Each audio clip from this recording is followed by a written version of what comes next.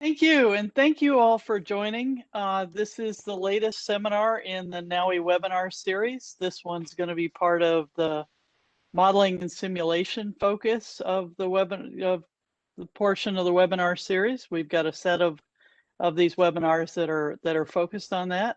And I'm really excited to have Aaron Wilson from the Idaho National Laboratory as our presenter for this seminar. He's a research chemist. His specialty is chemical separations, and he leads that group at Idaho National Labs. He's got a water treatment background. Particularly, he's been working on solids precipitation and zero liquid discharge opportunities as well, and solvent-driven separation. So without further ado, I'd like to turn it over to Aaron. And as was already said, feel free to put any questions in the chat, and we'll queue them up and get them answered during the seminar and after. Thank you so much. Take it away, Aaron. Thanks a ton, Deb. Yeah, I'm Aaron Wilson. I'm a research chemist, and I've been with Idaho National Lab for about 11 years. Originally, I was trained as an organometallic and organic chemist in electrochemistry, but since I've been at Idaho National Lab, I've predominantly worked in water treatment. And all this work I've done in water treatment has really driven an interest in electrolyte and application. I mean, if you're thinking about this right now, you're using your potassium ion channels, which are heavily dependent on solute behavior. And just from manufacturing materials to making systems work like batteries to just all sorts of natural systems around us, electrolyte behavior is important. So this is something I'm really excited about. And as Deb mentioned, I've been working in the space of water treatment, and I've been more recently focused on solvent-driven aqueous separations.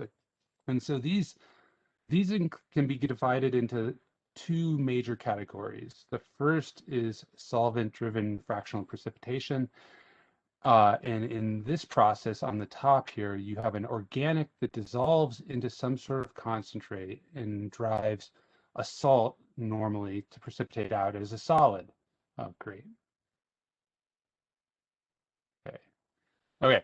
And so that precipitates out a solid, and then you have an aqueous phase here, rich in organic, which then has to go to a regeneration cycle where you get the organic back and you end up with a depleted or softened solution coming out. Another form of solvent-driven aqueous treatment is water selective extraction.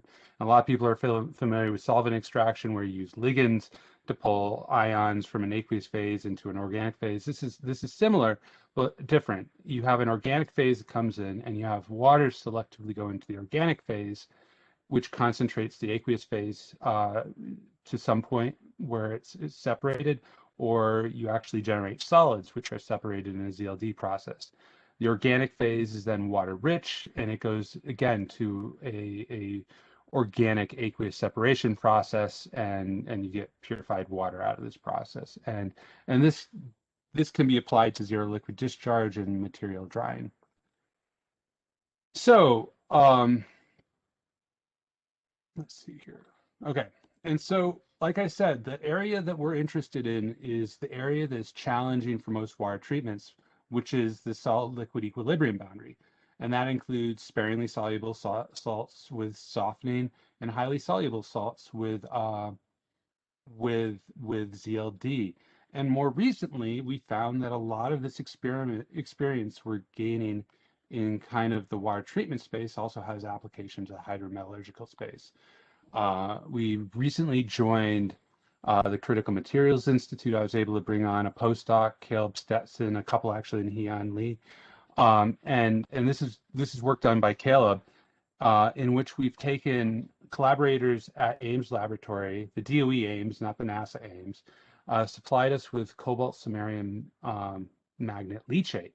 And it's this rich red color. And we add an organic solute to it, dimethyl ether, which I'll talk about more. And when we do that, we precipitate out salts in crystalline form. And by varying conditions, we can actually favorably precipitate cobalt sulfate or samarium sulfate, and we end up with a really depleted solution. And this was super exciting. And so the organic solute we're using is, like I said, dimethyl ether. And dimethyl ether is a unique solvent. It is a condensable gas, but it's highly polar. So a large fraction of DME goes into water, and a large fraction of water goes into DME. And then, since it's a condensable gas, it can be easily removed. And so and it's cost effective. It tracks with gasoline in terms of price. Its vapor compression cycle is very well known. In fact, it was the first commercially used condensable gas used as a refrigerant. It doesn't form explosive peroxide like other ethers, and it's used in consumer products, over-the-counter wart remover, as well as for processing of food, both in Europe and the United States. So this is what this process looks like in terms of what we're doing. We can start here with the DME gas, which we compress. We don't have to liquefy it. We just need to compress it so that it goes into the aqueous phase. And when the DME goes into the aqueous phase, salts precipitate out. And then we have a DME-rich aqueous phase, which we take to a separation system, which is driven by reduced pressure and increased temperature to regenerate the DME. And we've achieved hydrometallurgical separation in the process. And we've basically been marching through a lot of different systems and demonstrating this works. It can knock out concentrated sodium chloride, gypsum, calcium sulfate, silicate, neodymium, cobalt sulfate, nickel, samarium, and sulfate. And these are just the ones I have slides for. This was our initial report to the critical materials hub in terms of performance. And so we started with this leachate that was mostly cobalt and a lesser amount of samarium and even less iron. And we got high purity samarium out of the system, which was super exciting. And then when we went back and we started varying conditions, we found that we could drive out samarium selectively or cobalt selectively, and we could do this in a sequential process, which was really exciting. We have related work for DARPA in terms of solids decontamination. They're interested in taking waste to usable materials, like a lot of people are interested in doing, specifically plastics. And so to kind of meet the goals of DARPA, we look to the solvent extraction industry, which is booming right now. Due to legal changes in Colorado, there's a number of companies that will sell you condensable gas extraction systems, pull marijuana products, pull materials out of marijuana. And this system here is designed to operate with propane and N-butane and isobutane, and we're modifying it to work with DME. And we can further modify it so that instead of treating solids, we can treat solutions with it. And so this is kind of exciting. So when we first started looking at this fractional precipitation process, DME driving salts out of solution, we wanted a salt that would reach high concentrations and we could observe its behavior. And so we went with sodium chloride, common salt. It was a good simple choice. And what we found, and we went to the literature, and there's only 4 examples of ternary systems with water, sodium chloride, and a miscible organic solvent, which seemed like a real lack of data on our part. So we studied, I think we did 12 examples ourselves. 1 was a repeat. We ended up with 14 total ternary systems in terms of how we observing the solid liquid equilibrium between as organic is added into a salt solution. This is a solid liquid equilibrium line, and then these are the liquid salt induced liquid equilibrium lines that kind of curve here. And what we found was, starting from a saturated sodium chloride solution, binary solution, which is water and salt, and we added organics to it.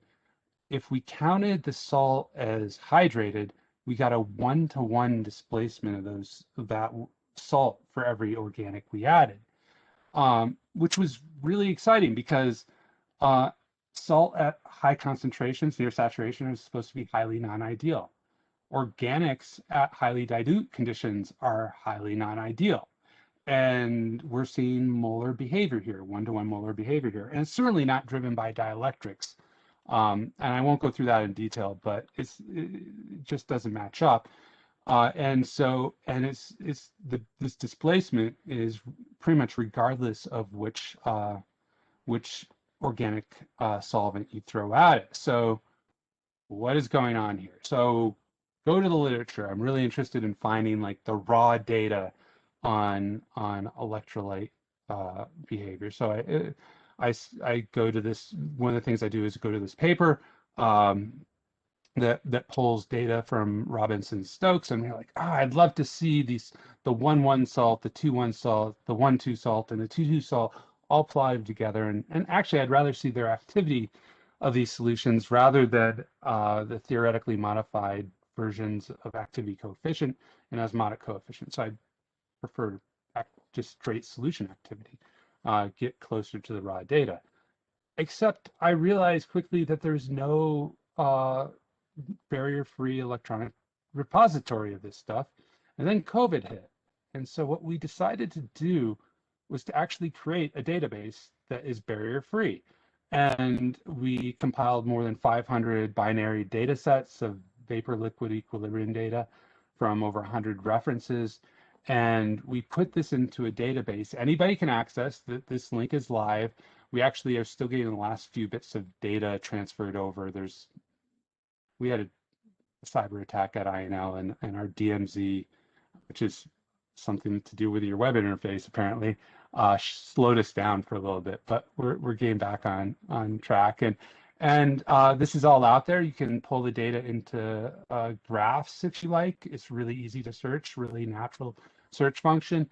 You can get tabular form. You can download it as a CSV file, or if you are modeling in Python or R or whatever, or any other software, you can call our data directly and you can actually scrape our entire database. And I encourage you to scrape our entire database so that it's backed up elsewhere. So completely open, barrier-free to help people develop stuff. So I wanted to get at this data because I wanted to look at mass action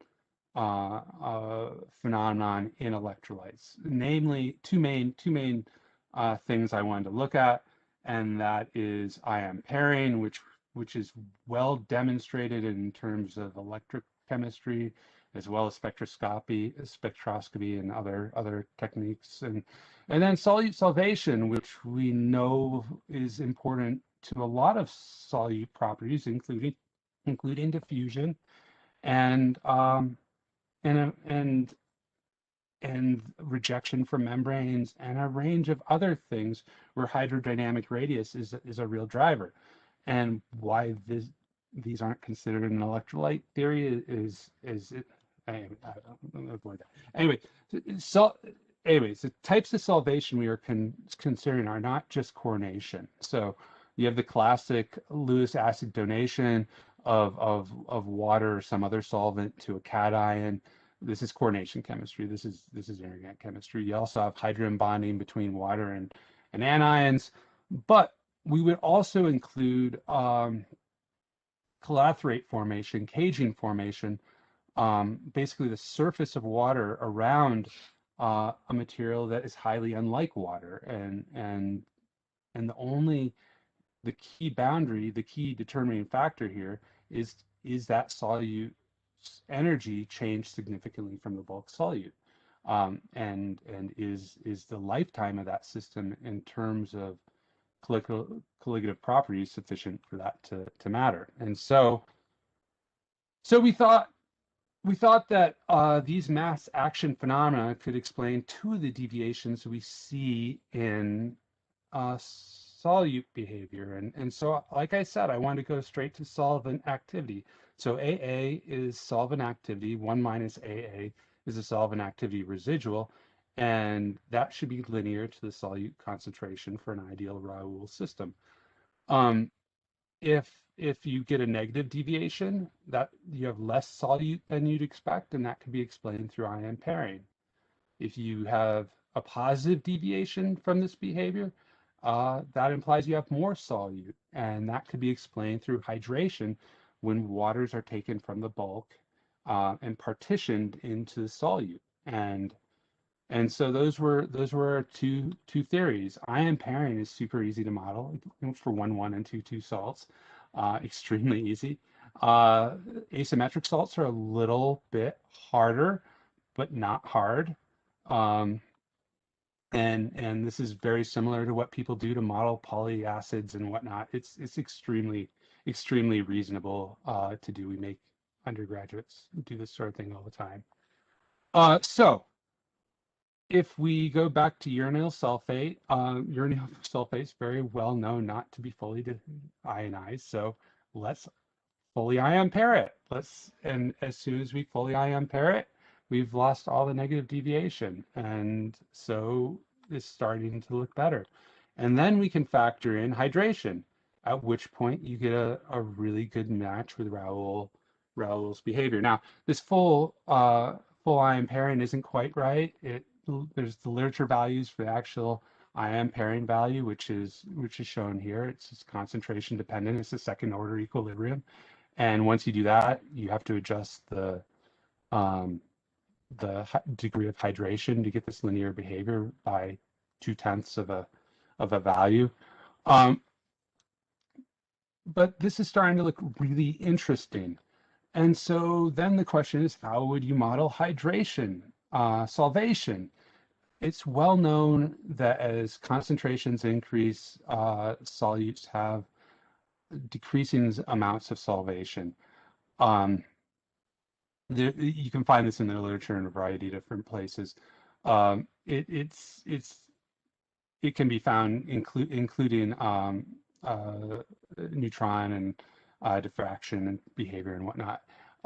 Ion pairing complicates this because when you form ion pairs, you release solvent, as the ion pair is usually less solvated than two free ions.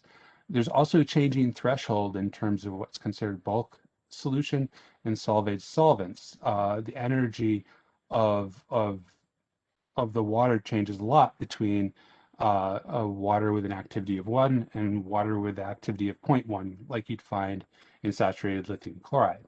So this is a complex process. This is confusing. In our first paper, we said, well, we know. So Aaron? Yes. Sorry to interrupt. Do you want questions during your talk, or would you prefer to queue them up for the end?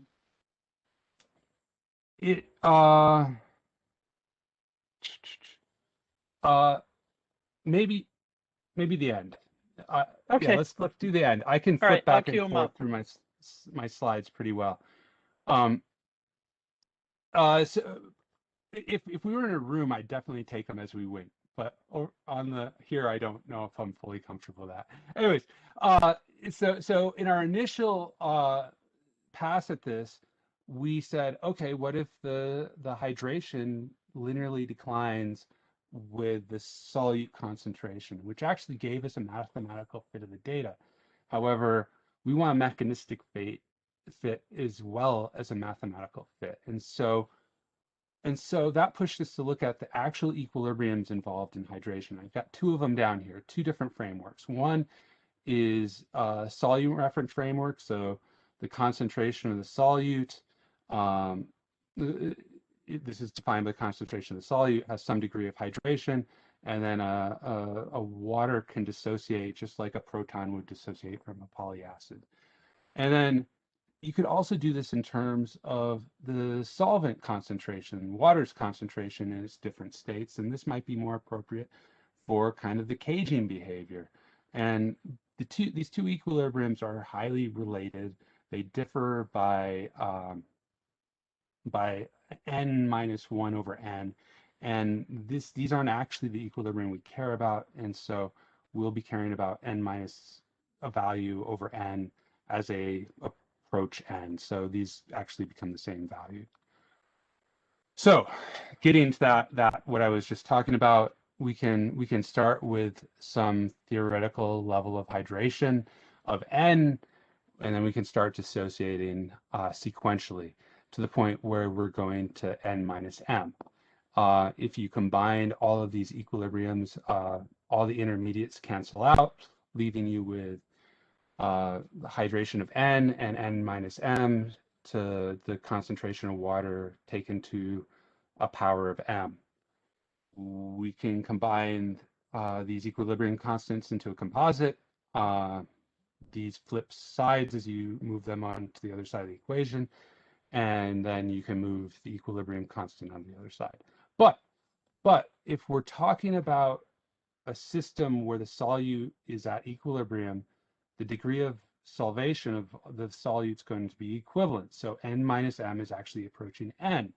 And when you consider that state, which is the pertinent state, this ratio here approaches N to the H2 in terms of it's the degree of hydration of the solute. And so you take this and it becomes the degree of hydration times K equals the water concentration to M.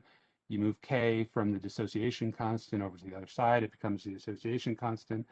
And for the time being, we're treating M as 2 based off of the degree of dissociation we observe, and what this means is that pure water, K equals the highest degree of hydration.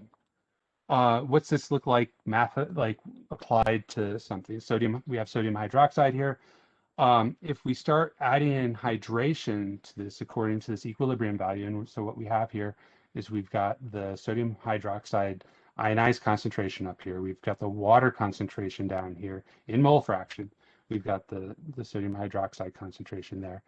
And then we start subtracting out equilibrium, the K value, times the solute concentration adjusted for the water concentration. And if you apply this, what you do is you start approaching a more ideal type behavior. We actually overshoot it, and then we're going to start adding in ion pairing, because these systems are known, all these are known to ion pair. And so you add a reasonable amount of ion pairing that matches up with the literature values that are actually all over the place for sodium hydroxide, but you end up with something that that is pretty close to the ideal. And over everything from dilute to saturation, these are just 2 mass action equilibria. And these are 2 constants. These are 2 values to get this to all line up. Next thing we did was we looked at some, Hyun Lee did some calculations on this, and what we found was what we were aiming to see if the molecular dynamic model matched either the decline. What I was expecting to see was that the solvation environments around the solute would actually lose solvation. Like there'd be a decline in the degree of solvation, or in here, using our broad definition here, around the lithium and the chloride in the system. That's not, in fact, what we observed. What we observed in the molecular dynamics calculations is the solvation environments changed a little, but not dramatically. What really changed was the degree of sharing of solvent between solute. And so this purple open circle line is the degree of sharing of solute between lithium and a chloride, and it goes up and then it hits a limit and plateaus.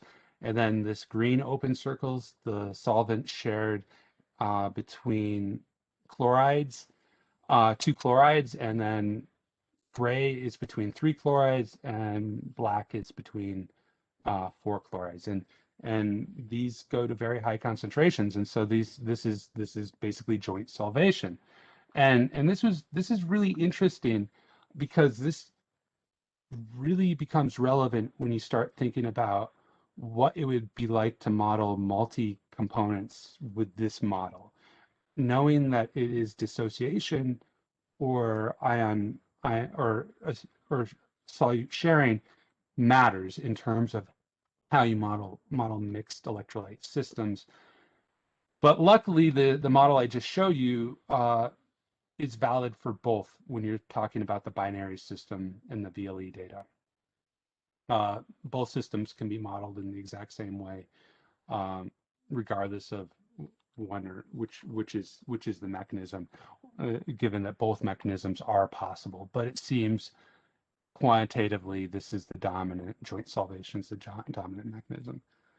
So this lets us model sodium hydroxide. Here, solvent activity is found to be equivalent to the bulk solvent concentration. The anhydrous solute concentration is not equivalent to the speciation of solutions and of the solute in solution, which I mean is something that just stands to reason based off of all the experimental data that's out there. Charge is not a factor for this model at this stage of the model. We can model non-electrolytes in the exact same way we model the electrolytes, but we don't need to worry about ion pairing for the most part. And this is great because this lets us cite Einstein's doctoral thesis where he said that sucrose had to be modeled with in a hydrodynamic sense. And here we're quantifying that hydrodynamic sense in terms of electrolyte theory beyond diffusion and viscosity. Lithium actually models with a single parameter, which is not actually right. That's too good to be true. Lithium does not fully dissociate. It actually has ion pairing itself. It ion pairs as well. And so that if we add that ion pairing in, we can then go on to model the data, and it still models. But in this situation, we have to free up that exponent that is modifying the solvent. And it kind of highlights that we're not 100% sure on the nature of the solvent exponent in this equilibria.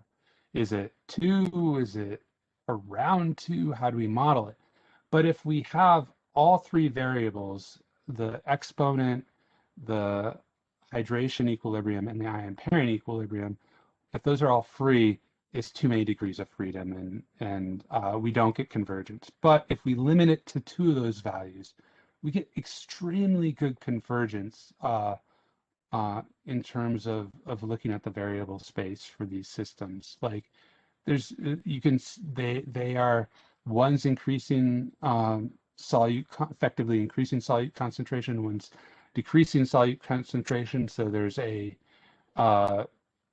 counter behavior, but the functions are different, and so you end up with a very tight fit over what is in terms of convergence. And so this is exciting to see. Sodium chloride, when we were looking at our initial model, was a challenging solute to model, and so we were happy to see that this converged nicely under this model.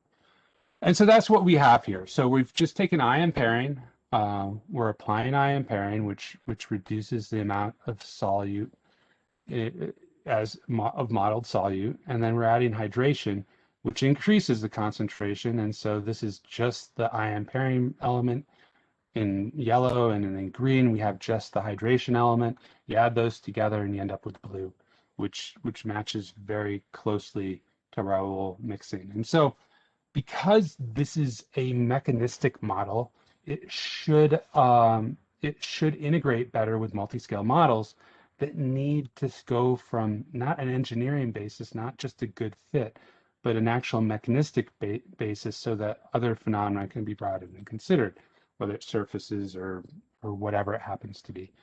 And so currently we have a mass action analytical model that matches well with data from a numeric molecular dynamic model, and all sorts of, and we're basically saying if there's any experimental data out there, it should be considered in this model.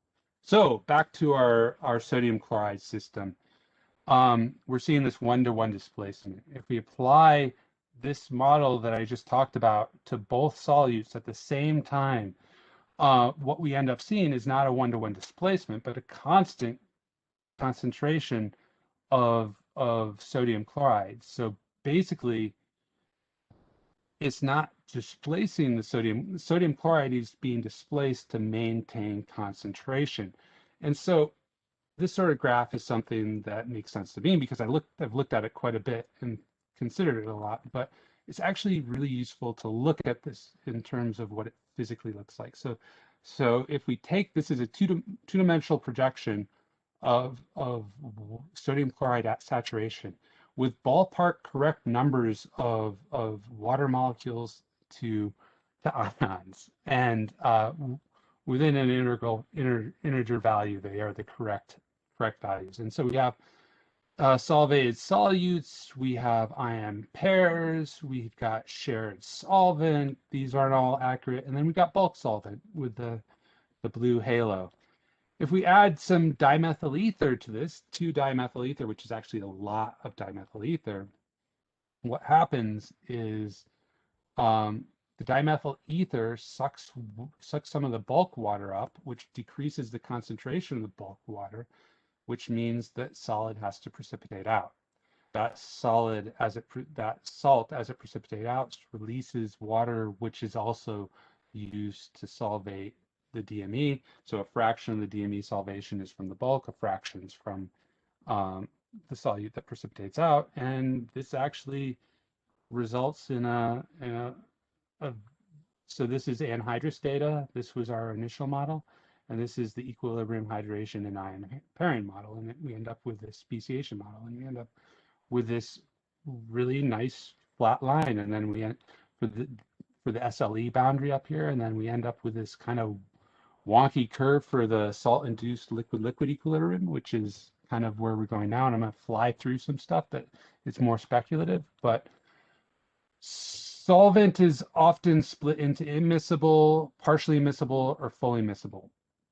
I think fully miscible binary solvent water solvent systems is actually more things than just one thing, and it needs to be differentiated more. You can have things that are fully miscible on the molecular scale, but you can also have supramolecular structuring in fully miscible things, in which you have basically an organic phase and an aqueous phase that are miscible on the sub wavelength scale, so you wouldn't see it with light scattering, but it's still there.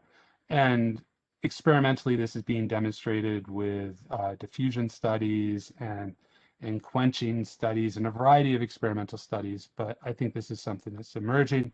And if you add in this supramolecular saturation into this behavior, you can take that curving line, and actually the MOS solubility ends up starting to look pretty linear, and at basically a constant organic solute concentration once fully modeled in the aqueous phase. And this lets us kind of jump into looking at how these fractional precipitation processes can be modeled. So we understand what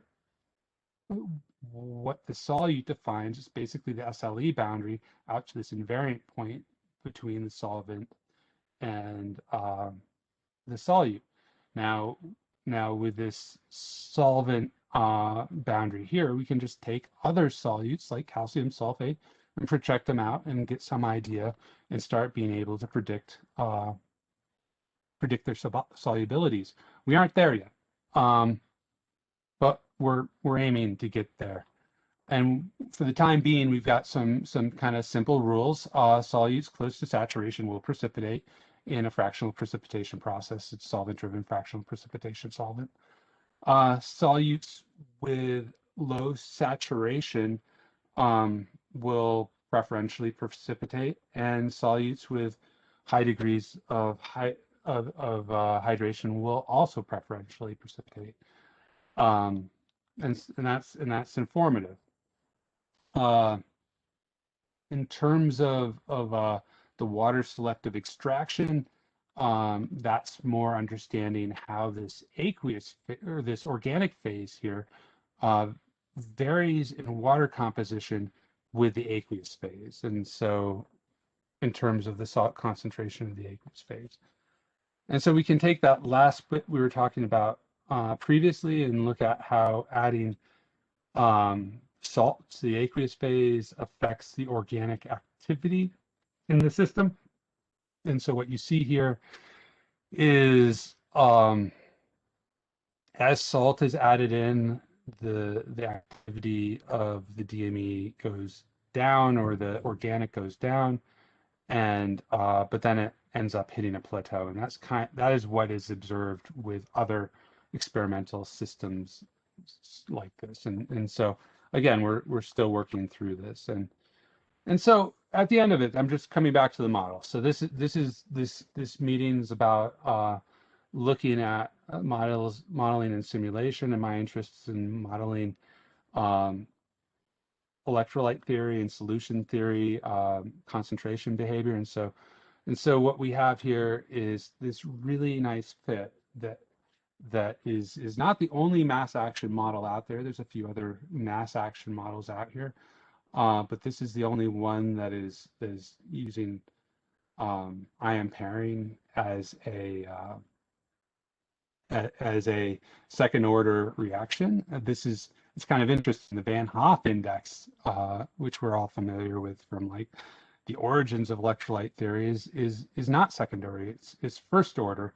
Um, and the reason it's first order, or it works as a first order, is I think is the Van Hoff index is a composite of ion pairing and hydration behavior that is what was observed, and it works out to be roughly first order. But if you take this to the higher concentrations and want this to behave properly, you need to break those two apart. And yeah, so second order ion pairing, a degree of hydration based on the solvent concentration, and this matches with all sorts of experimental data, whether it's neutron diffraction studies, molecular dynamics, and I think it's set up well to be advanced further so that it can address a lot of physical boundaries and physical behaviors.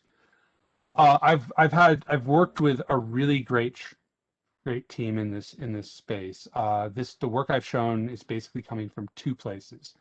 It's an LDRD that has allowed us to kind of jump into this DME-driven separations, and this has been a collaboration between MIT and INL. John Leonard and his graduate student Z Howe, and Akshay is a postdoc in the group, has been collaborating with Caleb Stetson, Hyun Suk-lee, and Chris Orm is a researcher on our team, and we looked at a lot of the sodium chloride MOS stuff together, and so I'm looking at these models.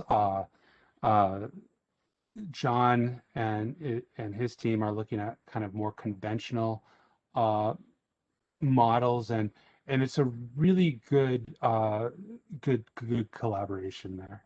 And then the hydrometallurgical separations are a product of a CMI project which started last summer and really got going when Caleb Stetson and Hyun got here in the fall. And so once Caleb was here, he jumped onto this project as his primary space of work. We started a collaboration with Dennis and Ikena at Ames Laboratory.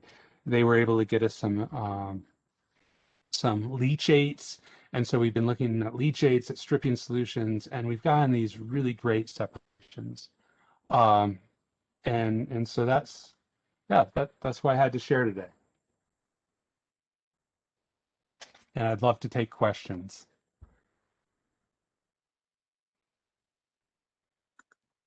Yeah, thanks, Aaron. That was awesome. So we've got one question so far. So salt in high total dissolved solvent state, like 140,000 ppm, can be extracted and then economically removed from the water stream, like in produced water for oil and gas processes?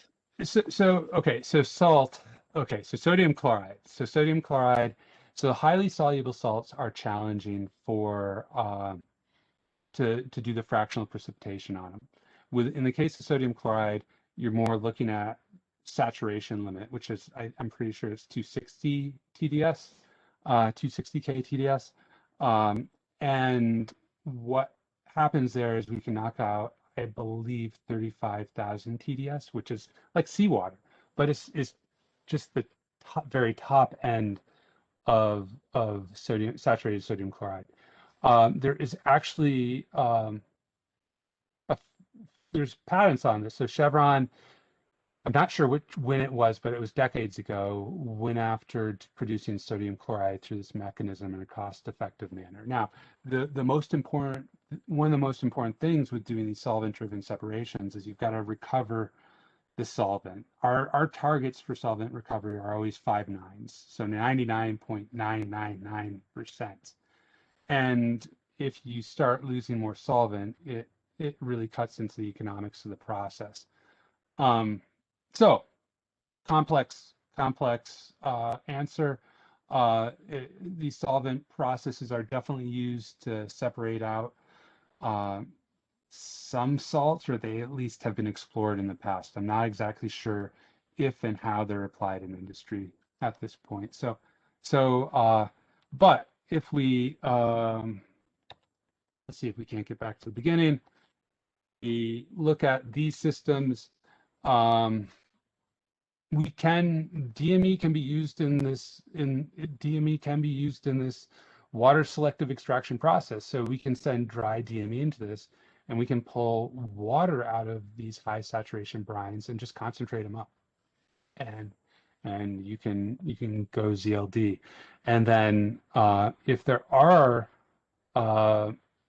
say scalants or other metals in this, those things will get knocked out according to the thermodynamic rules we're trying to understand. So calcium sulfate, silicates, scalants will just be like in this system, they'll be knocked out according to this top system right here at the beginning. So DME goes in, it knocks those scalants out here, and then you can start doing water selective extraction. So yeah, so. Thanks. So on a practical level, what is residual contamination of the solvent? I think you mentioned that since you're trying to go after 5 nines. Yeah. But also, what is the energy cost in the separation? Yeah, so that's a great question. So we're doing TEAs on that, and there's a lot of different mechanisms to regenerate and do the DME water separation. And we're exploring a variety of different ways to do that. And so in the bottom system, there are basically 9 organic molecules for every water molecule, and in the top one there are this is or by mass. This is, let me see if I can't get it right. This is 10% water by mass in the bottom, and it's 30, it's a third organic by mass in the top. So the energies of these two vary by about 20. Ballpark, in a sense, but it's the actual end removal that is the real driver. So we've got TEs that we're developing. We're looking at like 20 to 40 kilowatt hours per ton water treated, and it will be lower for the top process, higher for the bottom process with DME. So. Thanks. So what about if you had a more complex water matrix like seawater instead of sodium chloride? Yeah, so it's more complex. That's a great great question. So one of the things that I have sitting like in one of my top level folders is basically ternary systems of various chlorides. Like there's some great papers out there with ternary chloride systems, and seeing if we can't model those well. And some systems will be affected more so by the complexities, but others, it's not going to be a big difference. Like it's not going to be a massive difference. And so in the kind of the hydrometallurgical side, the critical materials, the transition metals, and the lanthanides, we're seeing ballpark similar separations for components as we would in the pure state. Now, that's not completely true, and there's actually a lot more complexity in those systems than I'm like able to talk about right now. Um, uh, uh, we're actually filing some IP, supposed to be this week.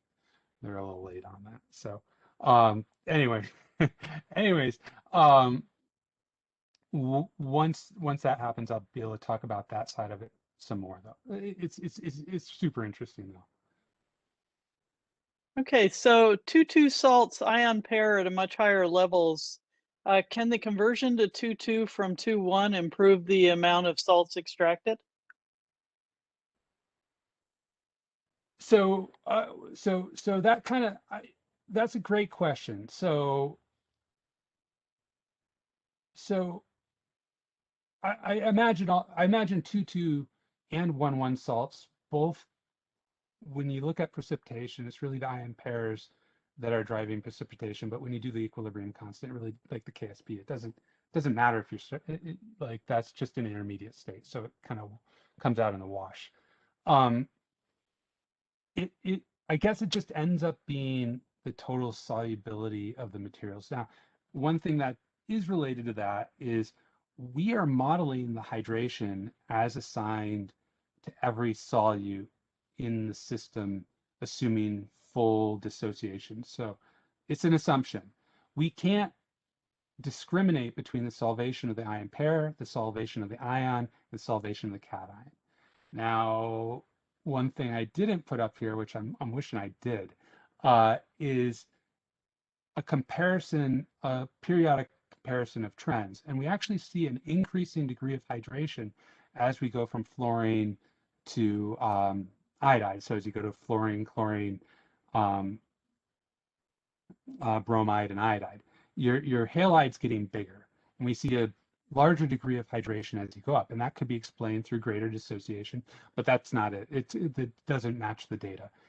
So it looks like the degree of hydration is increasing with the anion, which is just a volume type effect of what it takes to take care of the surface of that material. So yeah, so anyways, I can go off on tangents.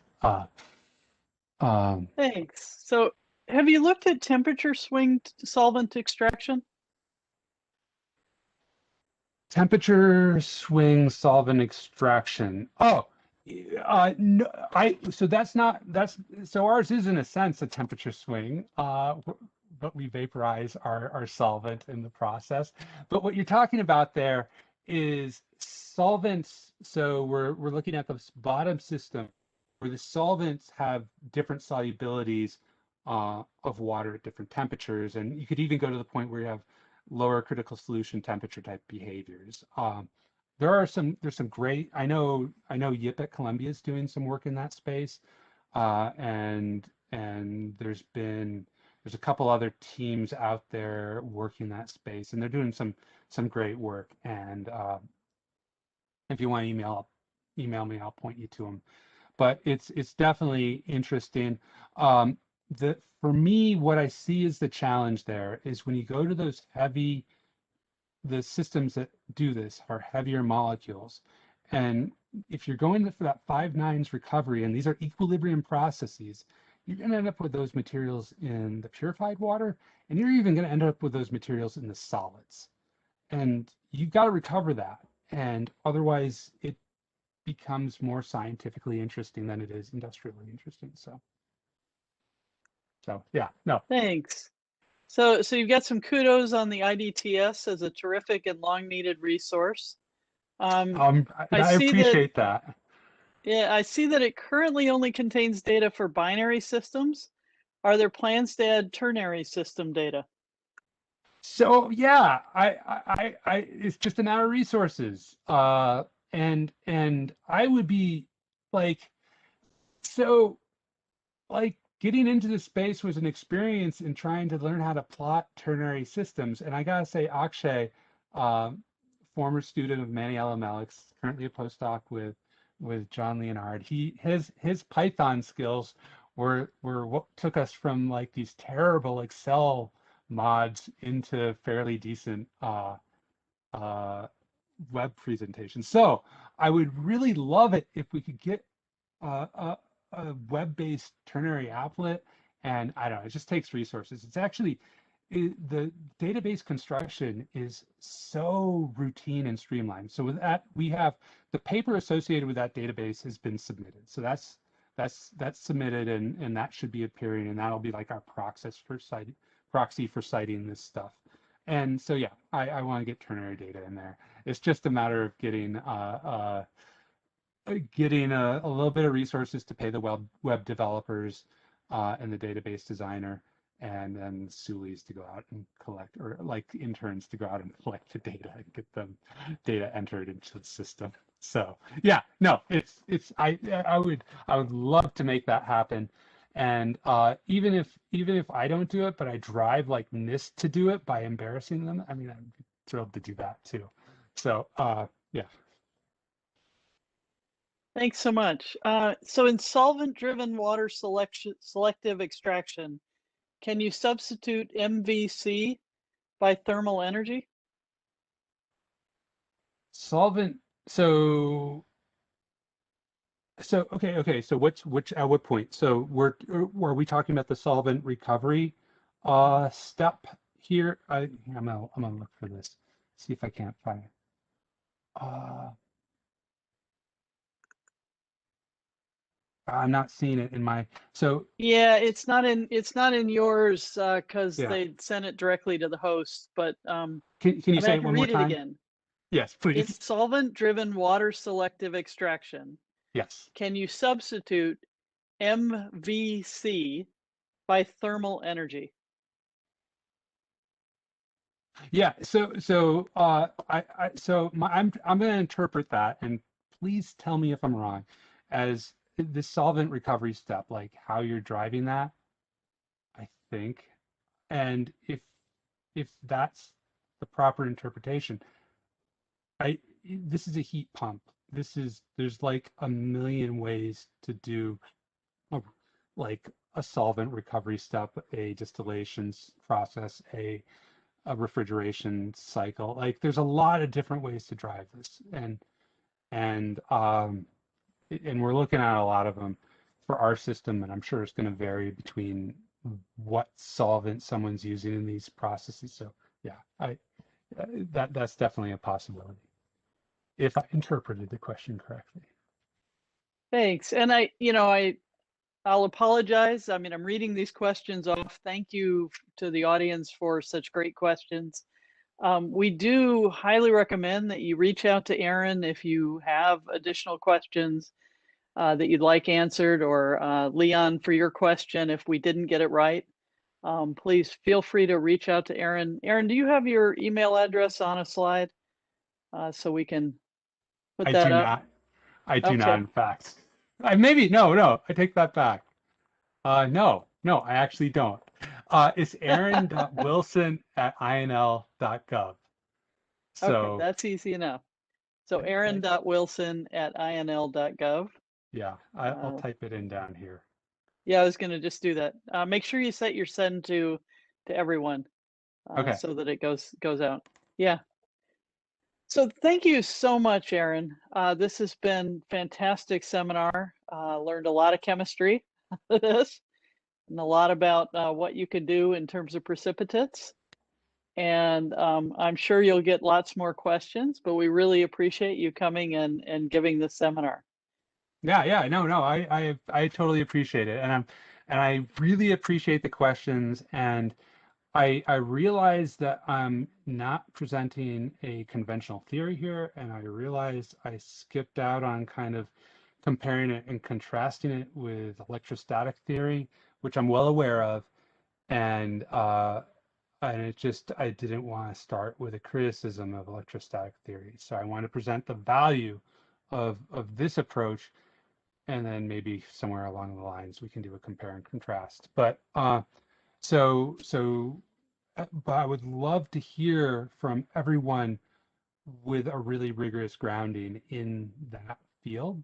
so to learn more. I mean, like with COVID and stuff, it's hard. There aren't meetings to really exchange ideas at. So this is as close as we get, as well as the unconference coming up tomorrow and the next day.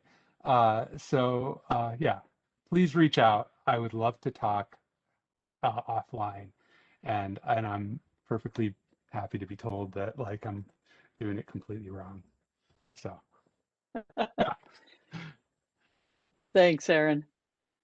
No, I think this is pretty exciting. So I'm going to bet you're going to get lots of good questions. And thank you all to the audience for joining and for all the great questions. Sorry we weren't able to let you ask them all yourselves, but hopefully I represented them well enough that we got good answers on everything. And I think with that, I want to close things out. And again, thank you, Aaron, for the wonderful presentation. And we don't yet have the June modeling webinar in the NAUI webinar series set up, but we will mail that out as soon as we plan that out. Please, if you're interested in presenting in this seminar series, please reach out and let us know, and we'd be happy to schedule you into a slot. All right, thanks everybody.